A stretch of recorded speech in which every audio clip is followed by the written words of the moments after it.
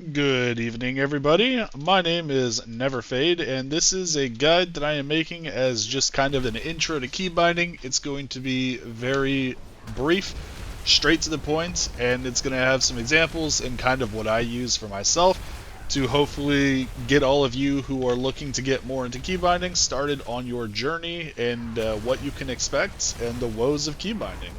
So, without further ado, let's go ahead and jump into it. Alright, so the first thing I want to talk about here is actually going to be, before we even get into key binding, your macros. This is a really good way to be able to cut down on some of the buttons that you actually need to keybind. I'm just going to use this as an example. There's a lot of different things that you can macro together, but typically you want to macro like on-use trinkets with your burst cooldowns that share similar cooldown timing. Most of your major burst is going to be on a 2 or 3 minute cooldown. Your trinkets should be 1.5 to 2 minutes, so they'll usually line up. So the example I'm going to use here, you can see in my macro tab, I have my death mark, and I have slash cast with this trinket here. That trinket is my on-use PvP trinket, just because most of what I do is PvP.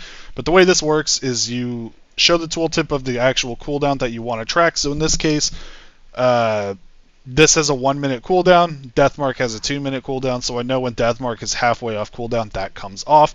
And Deathmark being the longer cooldown, that's the one that I wanted to show the tooltip for, so it'll actually track that cooldown here rather than the trinket.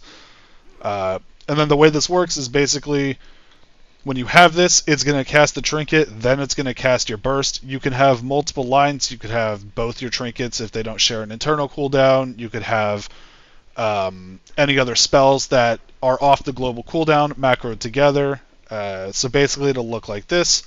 You can see I hit this, it pops my trinket up here, and it puts Deathmark on my target from just hitting one button.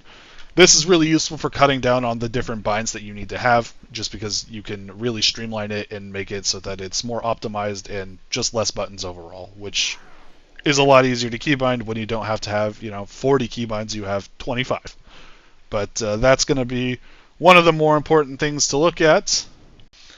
The next important thing to talk about is going to be your movement. You should always hold right click when you want to reposition the way your character's facing. And I typically move with W, Q, and E, the strafe keys, while holding right click. I almost never use A, S, and D. In fact, in a lot of cases, I unbind those from movement entirely and I use them as extra keybinds. I find on a lot of my characters I don't necessarily need to do that as much anymore. But when we had a lot more bloat, the extra buttons being accessible right by your hands is kind of nice.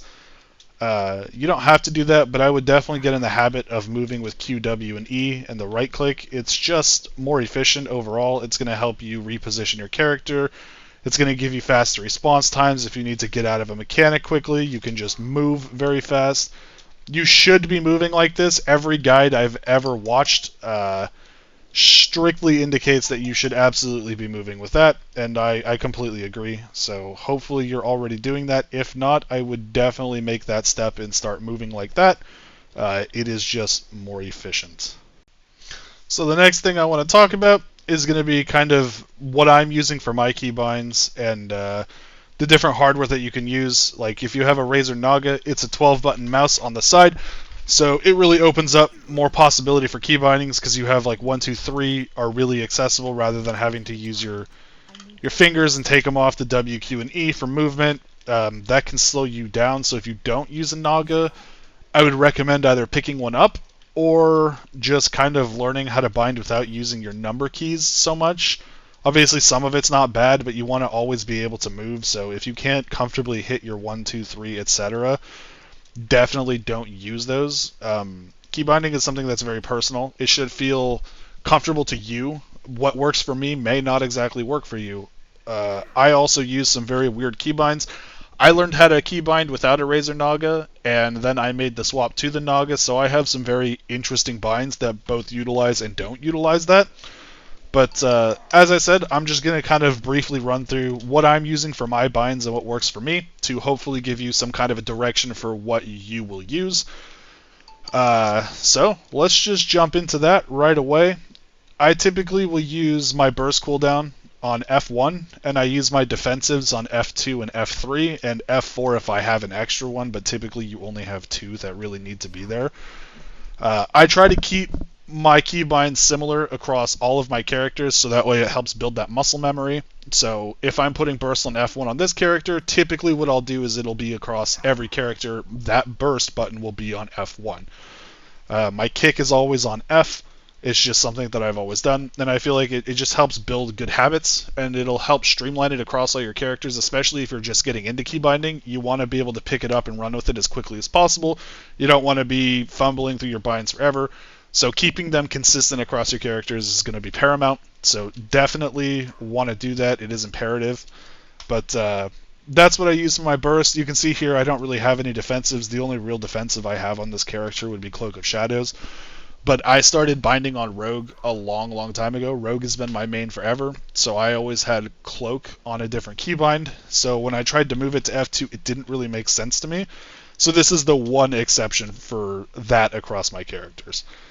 But you can see here I have my blind, and you can kind of see the button that it's on here, the V. So if I hit V with something targeted, it's just going to put blind on it. I usually put my long CC cooldown on V. As I said, consistency across characters is imperative. I also use scroll wheel a lot. I don't know many other people that do that, but for example, my Vanish is going to be holding Alt and scroll wheel down. It just makes sense for me. I've always liked it. Cloak of Shadows is control scroll wheel up. My kick is on F. This one is shift wheel down. As I said, I use different variants with the scroll wheels. I have control, shift, and alt. I like those. My PvP trinket is always control wheel down. My secondary defensive, like my racial on Undead for Will of the Forsaken, will usually be control wheel up. Just because they have the same kind of functionality, it makes sense for me. I keybind R a lot for different things. It's just very easy to hit. So I like having that. I have my reply to whispers on /R, so I don't really need R bound for replying to whispers, so I went ahead and removed that. The SZ is indicating Shift Z. It's just one of the weird ones that I use. And then I use like 1, 2, 3 a lot, so I have Shift 1, 2, 3 and Alt 1, 2, 3. So this is showing Shift 1 is my Shiv. Shift 2 is my racial. Alt wheel up is going to be my heal. And then I have things like Shift G for my feint, and then G for my smoke bomb. I also use ZX CV. They're comfortable for me to hit. I have a small keyboard. I use a K65, so everything is kind of condensed. It doesn't have the numpad and all the other nonsense, and the keyboard itself is just small. I find that it's really nice for just quick reach on different buttons, so I've always gamed on a smaller keyboard. You can see here I have Z, I use T, shift wheel up, and then the 1 through 12 just because I have the Naga. You don't have to use these if you want to find other buttons to keybind them to. Totally do that. I just prefer it because of the Naga. It makes it easy for me. But if you didn't have that, you would want to find something that works for you. But like I was saying, most of your keybinds are going to be a really personal thing. You kind of just have to start binding. The biggest thing is just start doing it, start learning it, start playing with it. Try to keep them consistent and just build that muscle memory through playing. There isn't really any other way to attack it other than just, doing it, unfortunately. It's not something that you can watch a guide for and it just makes sense. It really is just repetition. But this has been kind of my basic guide for key bindings. Some of the other things I would touch base on here. I use a couple different add-ons. You can see my interface is set up a little bit differently. You don't need all of this. I would highly recommend downloading Bartender. This is what my Bartender looks like, and the reason I like this is it just makes things a little bit smaller. You can reposition it however you want to, so you can clear up some clutter on the screen. If you're doing PvP or high mythic, it's nice to be able to see a little bit more of what's going on the map. You're zoomed out, you have a lot more space, where the Blizzard UI just feels a little bit more cluttered. That's a personal thing. I recommend Bartender because if you pull this up and you go to key bindings, it tells you can hover over a button and then just press that button to set its key binding. I think that's really useful. I think rather than having to go into your actual options here, go to key bindings, find the correct action bar, the correct button you want to bind it to, and doing it there, I think Bartender just streamlines that a lot and makes it just infinitely easier. The other add-on I would recommend using if you're getting started with add-ons and binding in general would be weak auras. You can usually, if you want to track something, you can make a weak aura for it. So if you want to track like cooldown timings or maybe what somebody else uses, or I'll show you an example of my priest here. They have in their new talents a spell called Premonition that every time you use it, it cycles between 3 different activation effects. And it's really useful to be able to track which one's next rather than just trying to remember it based off memory. I feel like that's a little bit more difficult to use. So having a weak aura that just shows you the next one is infinitely useful. I highly recommend it. As far as making weak auras, you don't necessarily have to make your own. You can usually just Google like the spell name plus weak aura, and it'll pull up somebody who's already created it.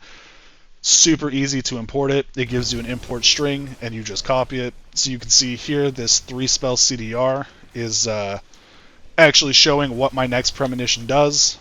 So you can see here, a premonition of insight reduces the cooldown of your next 3 spells. So if I click that, it's going to show that it's active, and it'll show me the next one is going to be overhealing. So you can kind of track some things a little bit easier with that. It's not imperative, but it can be extremely useful. But yeah, that's pretty much all I've got for you guys. If you have any questions, feel free to drop a comment below, and I'll try to get back to you as soon as I can, as soon as I see it. And, drop a like and subscribe. And if you like the content, stick around. I'm going to be making a few more guides for some personal friends. And hopefully I'm going to start uploading some stream content. You can check out my stream on Twitch/NeverFade1030. I try to stream most evenings just doing PvP or probably getting more into Mythic Plus and things like that. So definitely come hang out and say hello. And stick around for more guides. Thanks for watching, and I hope I helped you.